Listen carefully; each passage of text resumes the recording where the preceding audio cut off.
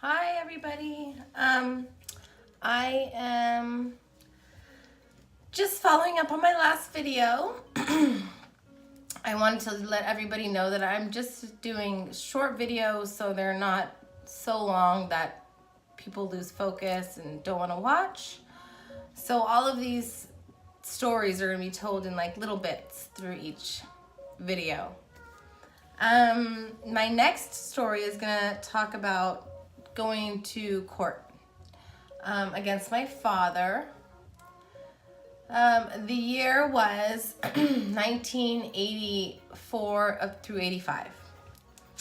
Now, at that point in time, they didn't have what you would call judges' chambers, which then later on they made it so children who were testifying against people who abused them in certain cases, they would let the children go into the judges' chambers and testify with the lawyers in there so they wouldn't feel threatened or fearful. So that was before that. I had to go through a lot of therapy up to through the time where we actually went to court. I had a lot of people helping me get through some of these incredibly harsh situations. The type of therapy I did therapy everything from play therapy. I wrote things out in paper. I burned them in the fire, and if you would like me to go more in depth about the type of healing processes I did young and then as a teenager and as an adult with therapy and what I learned from that and what helped me, just ask, send me any questions you'd like. I'm open to answering anything. So through that process, then we finally had to go to court. The court trial was pretty long, and I had to go wait. A lot of it was waiting. I was a little kid, and it was hard being, 8, turning 9, in that age, and being still with all the anxiety. So as I mentioned in a previous video, my therapist and the lawyers, etc., they said, just go running down the halls. And I would run up and down these halls in the back of this court area, in the back of the court area, because I had to get it out, and they knew it. So the time came for me to testify. My father was sitting across from me at the desk with his lawyer. My father's lawyer was, his last name's Duffy, and later on he became Judge Duffy. Well, his lawyer, his defense lawyer at the time, I think believed, along with a lot of other people, that my mom was just trying to ruin a man who had fought in World War II, who had 2 master's degrees, who, taught at 2 high schools and had tenure at both high schools. How could that kind of man do those kind of things that I was saying he had done to me? And as well as all the abuse my family endured, all the beatings and the visuals and the mental and emotional, everything. So, sorry, my cat. So I'm sitting at court, and there's my father across from me, and he's sitting at the table, and I'll never forget, because he's looking at me like this. He has his head on the table, and he's kind of holding his eyebrow, just like, I mean, it was so creepy, like the way he was holding his eyebrow up and just like holding it in this creepy arch, and it just looked so creepy. So, but I wasn't scared of it. I mean, he was so scary for so many years that my fear of him was gone by then. I knew that he didn't have control. As soon as my mother said that she was going to divorce him, I knew that I was safe. Even though, like I said in the last story, it was heartbreaking for me because I watched my brother be sad, and then I wasn't understanding how I should perceive it. But I knew immediately, no matter how I reacted to my sibling, I knew immediately that we were going to be safe. And I wasn't scared of him. I was scared of what he could do if no one would stop him. So, I'm sitting across from him and he's doing that look, like holding his eyebrow up, looking super mean. Like, what the fuck are you saying? You know, I'm sure he wanted to call me a bitch or something. And I was just a little kid. So traumatized. So, you know, I was just so hurt so badly by this guy. But I knew I had to do this for my family. And I was strong enough too. I was strong enough to stand up to him. I was strong enough to look at him in his eye and look at him and tell the judge and tell the lawyer what he had done. So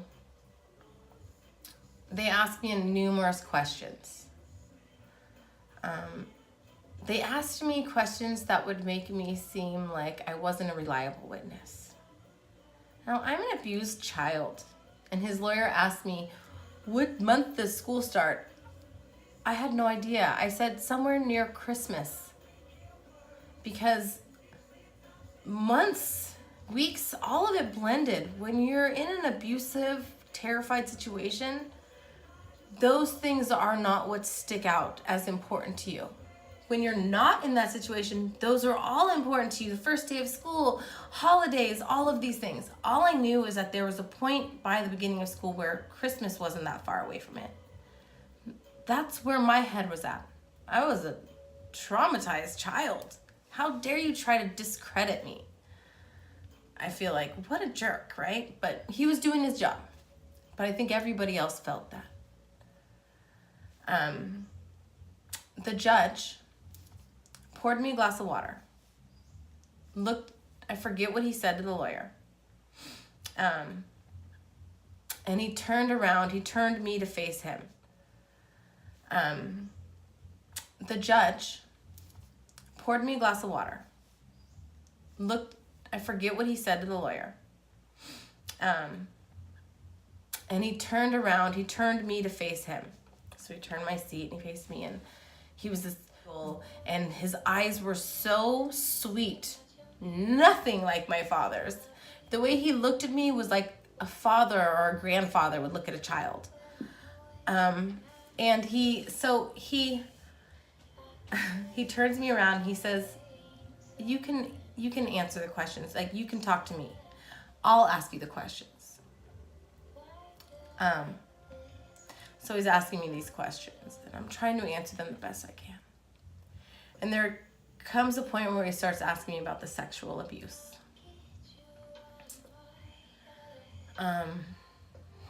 He asked me how my father, they had asked me how I had been touched, where I'd been touched, actually, you know, where, what time, when would this happen? And then they asked me specifically how he touched me.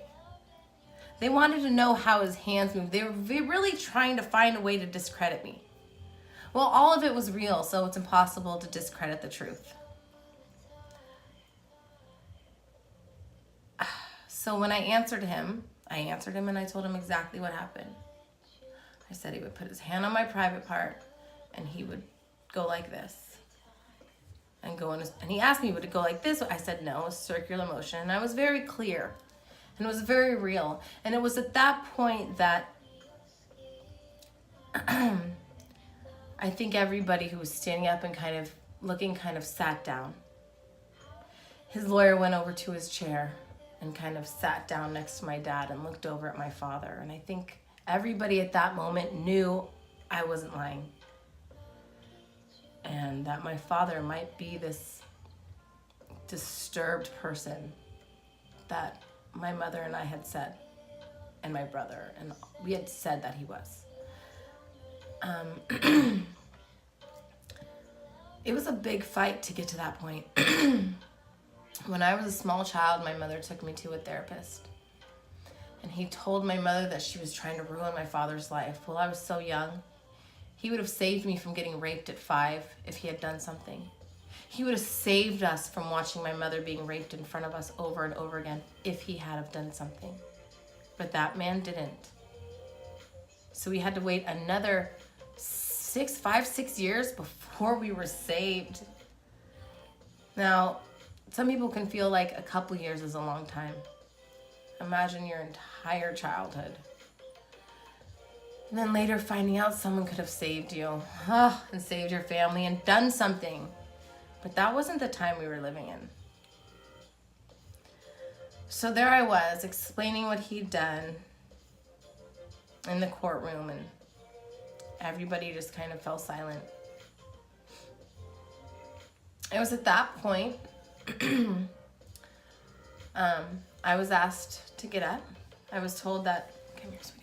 I was told that, sorry guys, my old cat, she's 14 and she's ruining my pants. So, sorry. Say hi, Scratch. Hi. So it was at that point that I went back into the back room, and that was when court was over. I didn't go back to see him sentenced. I didn't go back for any of that. There was no point in that. We all knew what was going to happen. So that was the outcome.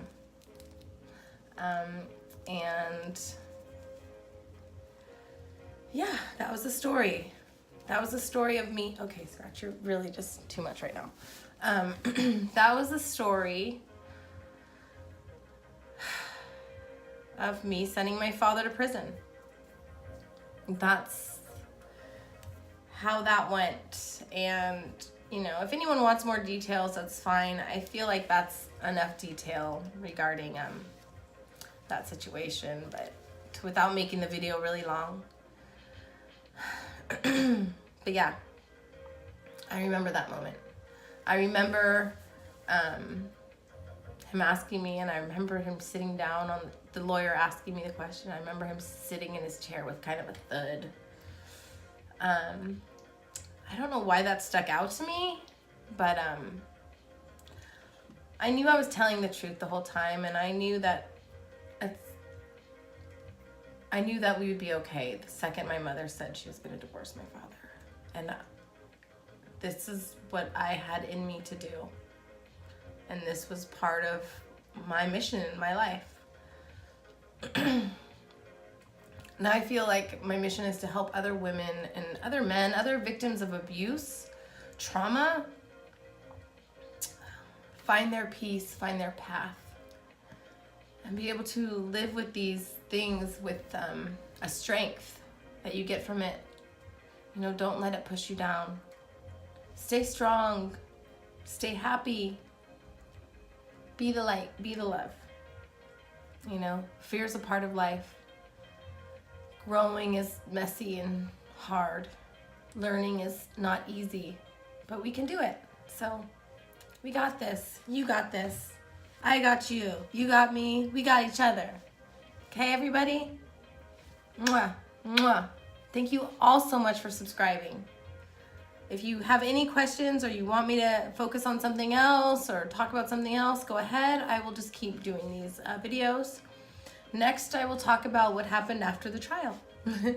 And my father going to prison and what that was like for our family during that time. And then another video we'll talk about when he was released from prison and the whole visitation fiasco. That was just so crazy and weird. But yeah, I love you all. Peace.